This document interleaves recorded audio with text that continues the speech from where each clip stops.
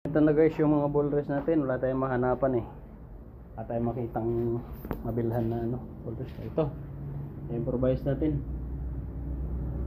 Ito pa rin yung dati yung ano, yung housing niya dun sa steering stem niya. So, pinukaan ko.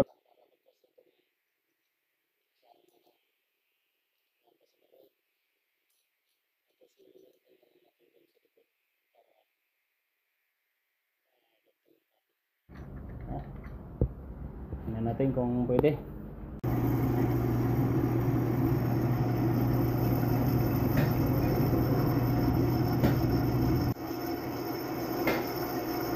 Ito naman yung upper part ng bearing, ng ball rest bearing.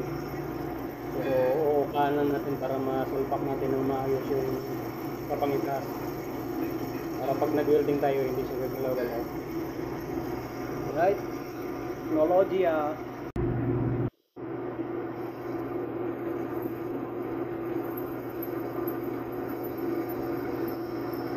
So ito na guys, nakabit na natin yung teknolohiya natin.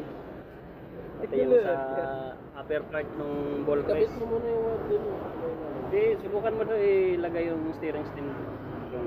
Para igrasa na yun sa ilalim, no? Sige. Tignan natin kung uobra yung mga scientist natin. Oo, tumama. Oops.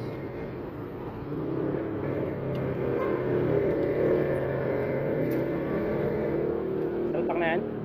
Hindi pa. Iangat mo ka dyan. Sinukuran mo. Okay na yan? Oo. Sagad na, no? Ano? Awa. Ayan guys, kakabit na natin to, higpitan na natin. Yan. Nalatay ko. Alright, so far guys, okay naman yung kinabit natin. Lambot.